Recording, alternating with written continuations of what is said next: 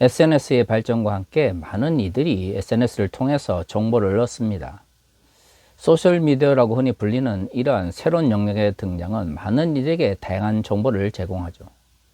하지만 그 정보라고 하는 것이 반드시 옳은 것만 있는 것은 아닙니다. 바로 이 점에서 소셜미디어의 시대가 주는 긍정적 측면과 부정적 측면이 함께 존재할 수밖에 없는 것이죠. 최근에 한 책을 읽다가 스티븐 잡스의 말이라고 하면서 소개가 된 글을 읽게 되었습니다. 요즘은 유명한 신학자나 철학자들의 말이라고 인용해서 나오는 책들이 많은데요. 정작 그 원전을 찾아보면 아예 그런 말 자체가 없는 경우도 많아서 솔직히 책을 읽으면서도 이런저런 생각을 많이 했습니다. 하지만 그 말을 스티브 잡스가 했느냐 안 했느냐 보다 그 말 자체가 마음에 들어서 이것을 오늘 함께 나누려고 합니다. 뭘 해도 썩 괜찮은 결과가 나왔으면 거기에 너무 매달리지 말고 그보다 더 멋진 다른 무엇인가를 이루기 위해 뛰어들어야 한다고 생각한다. 그 다음에는 뭘 할까 찾아 나서는 것이다. 사람들이 작은 성공에 만족하지 말고 또한 그 성공으로 인하여 얻게 되는 익숙함에 만족하지 말고 새로운 것을 찾아 나서야 한다는 것을 이야기하고 있는 것이죠. 스티븐 잡스가 이야기를 했던 이야기하지 않았던 저는 이 말이 참 멋지다라고 생각을 합니다. 사람들이 익숙함의 함정에 자주 빠지는 이유가 무엇일까요? 흔히들 사람들은 익숙함이라고 하는 것이 그것이 옳지 않음에도 불구하고 빠져든다라고 생각을 합니다. 하지만 말이죠, 오늘의 말에서도 알 수 있는 것처럼 사람들이 익숙함에 빠져드는 이유는 그것이 처음 사용했을 때 혹은 그것을 처음 적용했을 때 그래도 비교적 성공적인 결과를 얻기 때문입니다. 문제는 그 성공적인 결과라고 하는 것이 일시적인 것이거나 아니면 환경이 바뀌면 달라질 수 있음에도 불구하고 그 첫 번째 혹은 일시적인 성공에 만족해서 그 익숙함에 빠져들게 되는 것이죠. 문제는 익숙함에 빠져들게 되면 나중에 새로운 환경이나 전혀 다른 조건들 속에서도 그 익숙함을 반복하려고 합니다. 한 회사든 한 사회든 익숙함이라고 하는 것이 적합하지 않은 환경 속에 직면했을 때 그것이 아무리 과거에 좋은 방식으로 혹은 적합한 방식으로 사용되었다 할지라도 바꾸고 변화하기 위해서 노력해야 합니다. 하지만 인간이 가지고 있는 기본적인 심리적 왜곡으로 인하여 이 익숙함이라고 하는 것은 많은 부분에서 문제를 일으키게 되는 것이죠. 왜냐하면 모든 새로운 환경이라고 하는 것은 인간들에게 불편을 남겨다 주기 때문에 과거에 해왔던 방식을 버린다고 하는 것이 결코 쉬운 일이 아닙니다. 하지만 그 결과는 무엇입니까? 변화된 환경과 새로운 조건에 대하여 외면하게 되고 자신의 방식을 고집하다 보면 그것이 집단의 문제든 사회적 문제든 계속해서 커져가게 됩니다. 결국 그것은 사람들을 혹은 집단을 혹은 사회를 몰락으로 이끌게 되는 것이죠. 하지만 이런 익숙함의 문제는 단순히 집단 혹은 사회적 영역에서만 나타나는 것은 아닙니다. 종교적 영역에서도 사람들은 신앙생활이라고 하는 이름 아래서 익숙함을 추구하려고 하는 경향을 보이는 것이죠. 물론 그 관습이나 전통이라고 하는 것이 처음 만들어졌을 때는 분명 그 조건이나 혹은 당대의 환경에 적합한 것이었을 것입니다. 그렇기 때문에 긍정적 성과를 얻어내기도 했을 것이고 어떨 때는 그것이 새로운 진보를 이뤄냈을 수도 있죠. 하지만 그것이 익숙해지면서 주변의 환경이 바뀌고 또한 사회적 조건이 바뀜에도 불구하고 그 익숙함이 주는 편안함에 빠져서 그 변화를 추구하지 않을 경우 결국 그 익숙함이 주는 편리함이라고 하는 것은 그 집단이나 사회를 왜곡으로 혹은 몰락으로 몰고 가게 됩니다. 종교적 영역에서도 이는 동일한 방식으로 발생하게 되는 것이죠.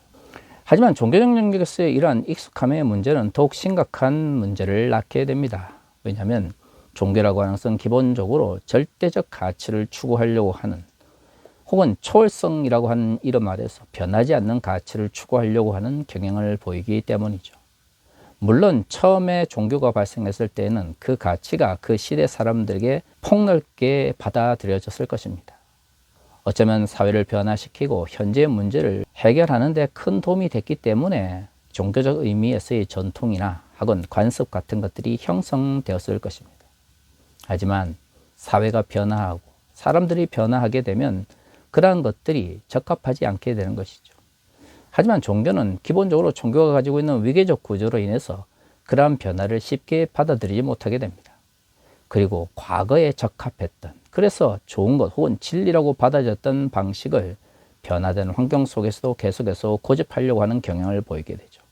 그리고 그것을 비판하거나 새로운 것을 제시할 경우 그것을 거짓이라고 부르거나 죄악이라고 부르게 되는 경우가 발생하게 됩니다. 이럴 때에는 과거, 옳다 혹은 전통적으로 진리라고 불려지는 가치들이 현실을 왜곡하거나 혹은 그 종교적 집단을 몰락으로 이끌고 가는 경우가 많이 발생하게 되는 것이죠. 이것은 교회 역사 속에서만 증명된 것이 아니고요. 성경이 기록될 당시에도 유사한 방식으로 나타났던 것이죠.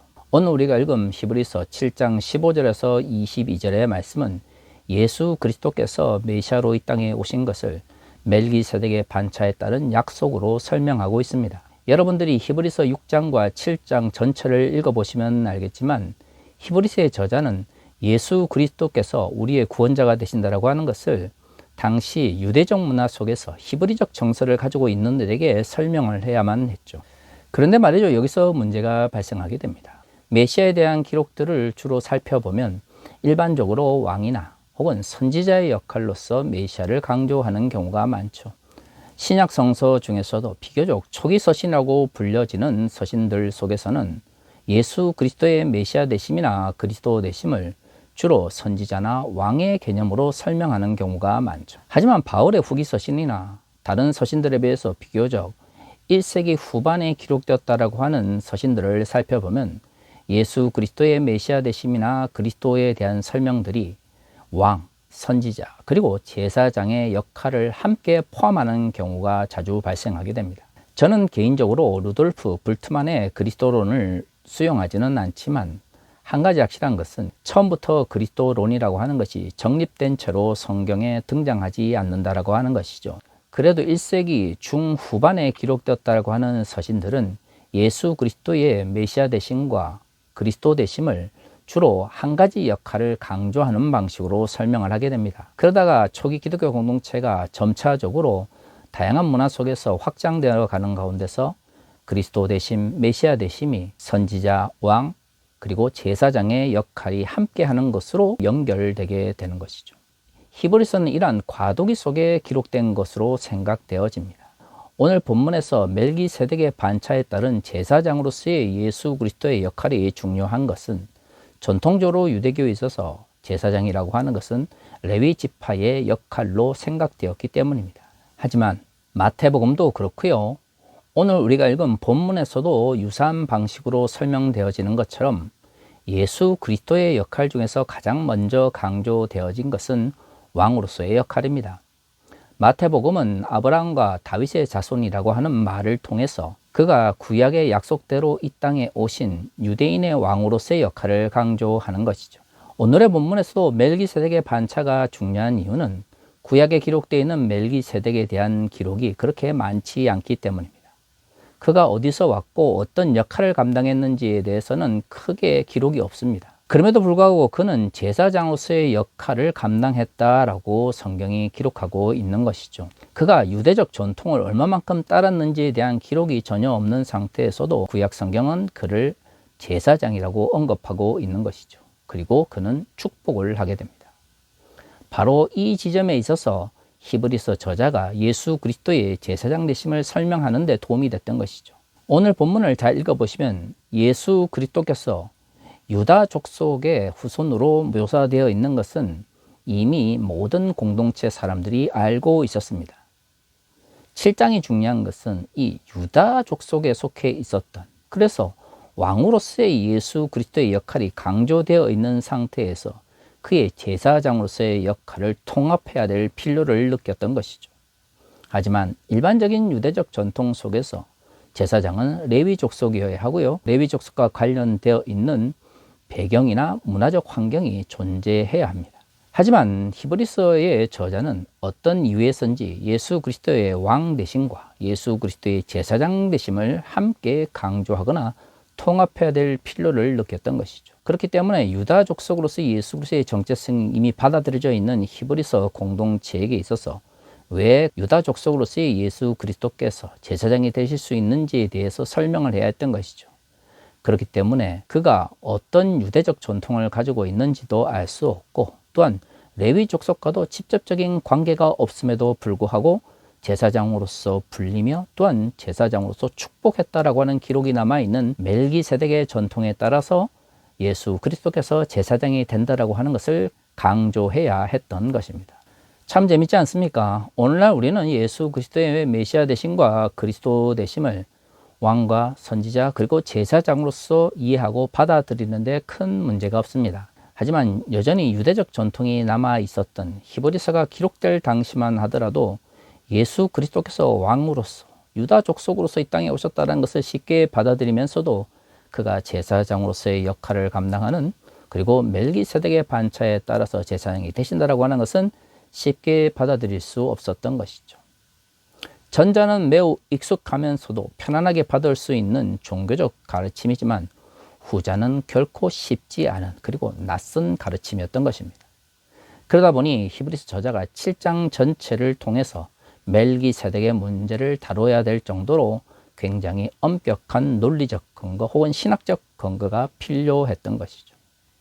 그렇습니다. 성경이 기록될 당시든 아니면 교회사 속에서든 사람들은 누구나 익숙하면서도, 그리고 그 익숙함에 의해서 편안하게 받아들이려고 하는 것을 계속해서 유지하려고 합니다.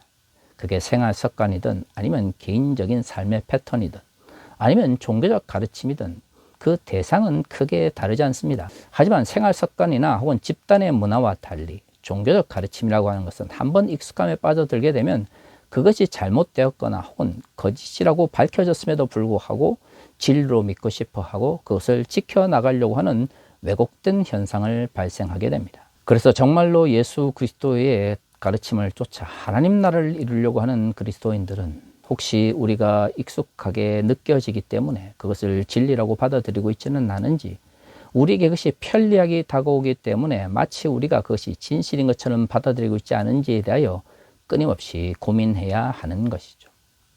사실 한국교회를 잘 살펴보면 너무나 익숙하기 때문에 마치 그것이 진리인 것처럼 받아들여지는 잘못된 가르침들이 많습니다.